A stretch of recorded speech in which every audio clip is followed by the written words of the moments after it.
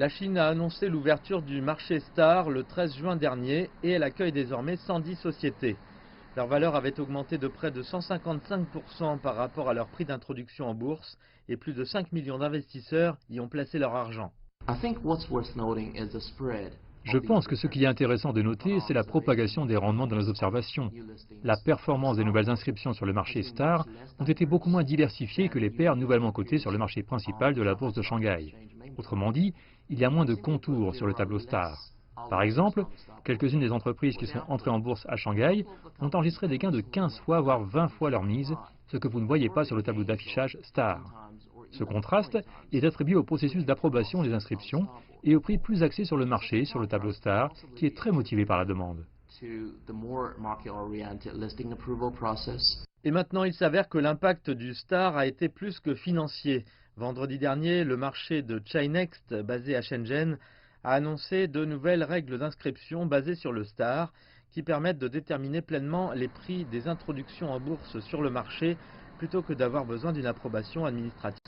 Les analystes soulignent toutefois qu'il faudra peut-être un certain temps pour que les nouvelles règles soient intégrées aux procédures actuelles du Chinext, en vigueur depuis 2009. Star Market guidera le marché de Chinext sur la façon de mettre en œuvre le système d'introduction en bourse basé sur l'enregistrement. Certaines des règles relatives à la mise en œuvre d'un système d'introduction en bourse basé sur l'enregistrement sont aussi identiques à celles du marché Star, comme la façon dont les entreprises devraient fixer leur prix d'introduction en bourse. Mais la principale différence entre les deux marchés est que le marché de Chinext est un marché existant avec plus de 800 sociétés cotées, de sorte que le Chinext va introduire un contrôle des risques plus strict et d'un mécanisme de protection des investisseurs pour protéger le système. En vertu des nouvelles règles, le Chinext n'a aucune limite de prix pendant les 5 premiers jours de négociation d'une action nouvellement cotée, après quoi les actions seront autorisées à augmenter ou à chuter jusqu'à 20% au cours d'une séance de négociation, par rapport à la limite précédente de 10%.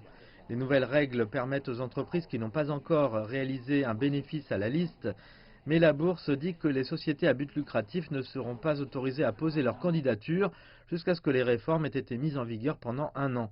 Vendredi dernier, le Chinext avait enregistré une hausse de plus de 20% de l'indice jusqu'à présent cette année.